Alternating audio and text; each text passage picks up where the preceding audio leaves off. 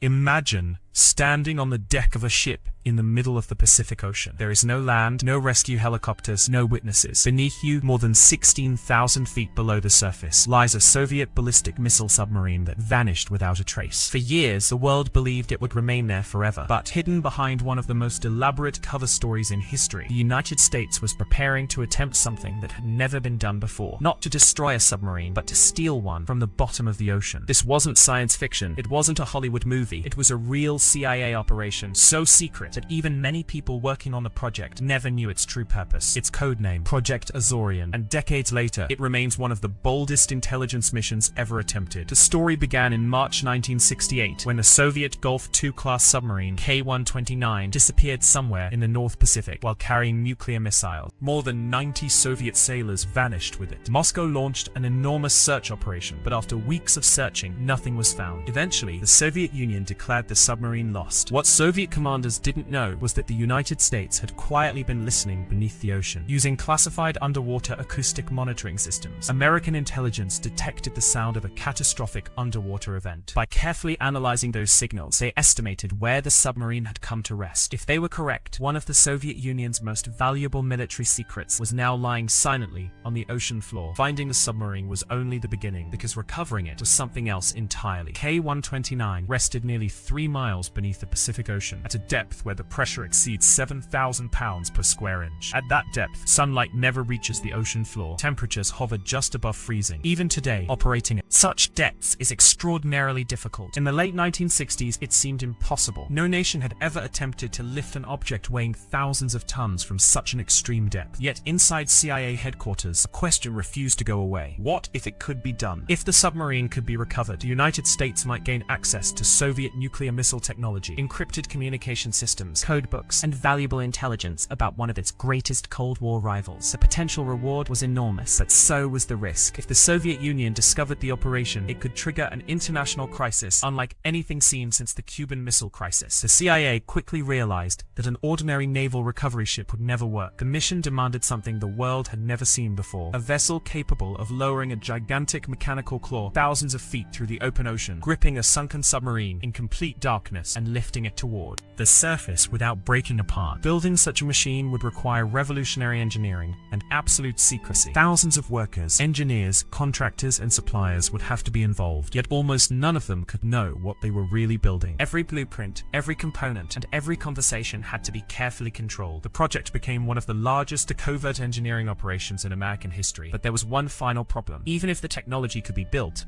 how could the CIA explain constructing the largest and most unusual ship the world had ever seen without revealing its true purpose? The answer came from one of the most famous businessmen on Earth, a man already known for aviation, filmmaking, and extraordinary wealth. His name was Howard Hughes. Publicly, Hughes announced an ambitious plan to mine valuable mineral deposits known as manganese nodules from the deepest parts of the Pacific Ocean. It sounded futuristic, expensive, and perfectly believable for someone with Hughes's reputation. Newspapers reported the story. Investors discussed the possibilities. Around the world, people believed they were witnessing the birth of a revolutionary deep-sea mining industry. Almost no one suspected that the massive ship being constructed under Hughes's name had an entirely different mission. Hidden beneath its enormous hull, the CIA was quietly preparing one of the greatest intelligence operations ever conceived. Construction soon began on a vessel unlike anything ever built. Officially, it was called the Hughes Glomar Explorer, a revolutionary deep-sea mining ship designed to harvest valuable manganese nodules from the ocean floor. Its enormous size, towering derrick, and sophisticated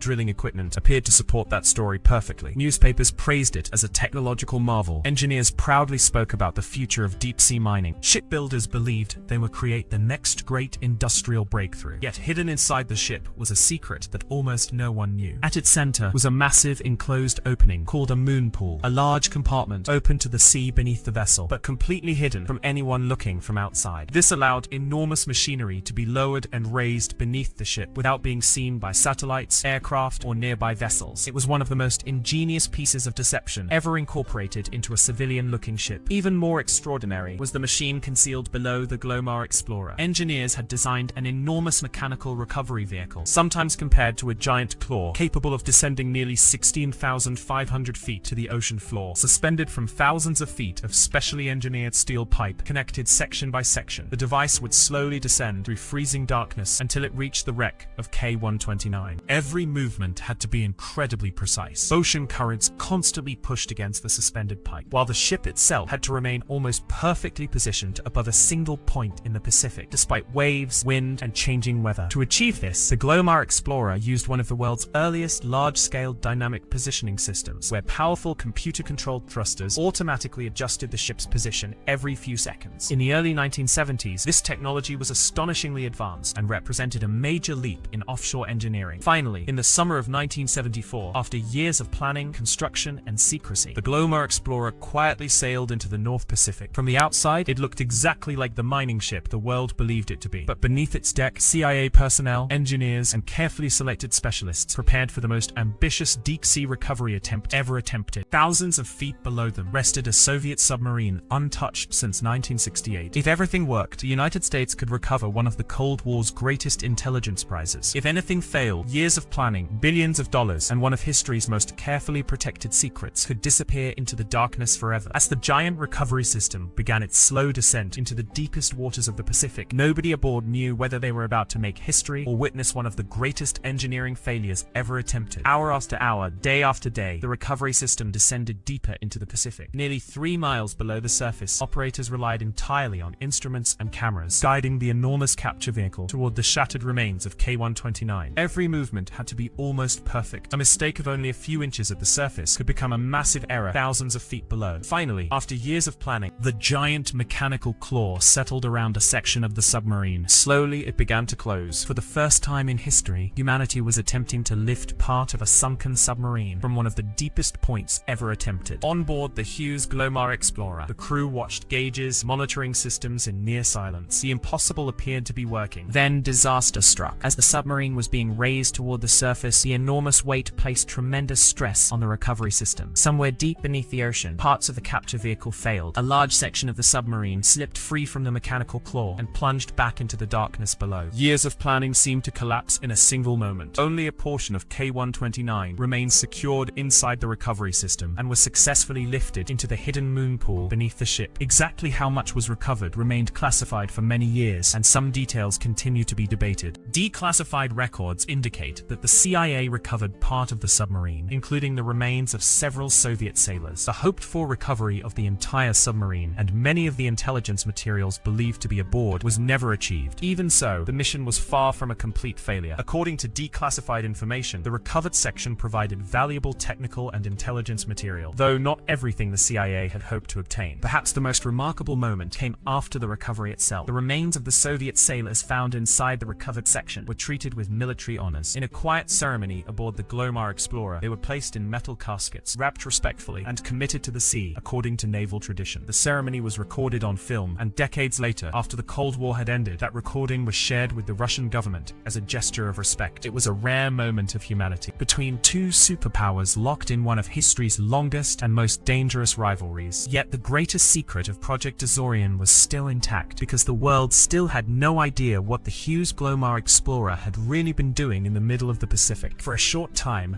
the operation remained hidden beneath layers of secrecy. The Hughes Glomar Explorer returned from the Pacific, and only a handful of officials knew what had truly happened thousands of miles from shore. But secrets of this size rarely stay buried forever. In 1975, journalists began uncovering clues about the mysterious ship and its extraordinary mission. Reports slowly revealed that the vessel had never been built simply to mine the ocean floor. Behind the elaborate cover story stood one of the most ambitious covert operations in CIA history. Reporters demanded answers. Governments asked questions. Yet the agency faced an impossible dilemma. Confirming the mission would expose one of America's most sensitive intelligence operations. Denying it could easily be disproved if additional evidence emerged. The CIA needed a response unlike any it had ever given before, so it chose a single sentence, one that would become legendary in intelligence and legal history. The agency stated that it could neither confirm nor deny the existence of the operation. That carefully crafted reply soon became known around the world as the Glomar response, named after the Hughes Glomar Explorer itself. Decades later, the phrase would become a standard response used by intelligence agencies when acknowledging or denying classified information could itself reveal sensitive secrets. What began as an answer to questions about a hidden submarine recovery mission eventually became part of modern intelligence practice, influencing freedom of information cases, national security policy, and government transparency debates across the world. Today, many details of Project Azorian have been declassified, while others remain uncertain or continue to be debated by historians and former intelligence officials. What is beyond dispute is the extraordinary achievement itself. During the height of the Cold War, engineers, scientists, intelligence officers, and shipbuilders designed technology decades ahead of its time. They built one of the most sophisticated ships ever constructed, secretly operated in the middle of the Pacific Ocean, and attempted a recovery mission many experts believed was impossible. Whether measured as an intelligence operation, an engineering milestone, or a story of Cold War innovation, Project Azorian remains one of history's most remarkable hidden missions. It reminds us that some of the greatest battles between nations are never fought with armies on a battlefield. Sometimes they unfold in complete silence, beneath miles of dark ocean, where the world never even realizes history is being written.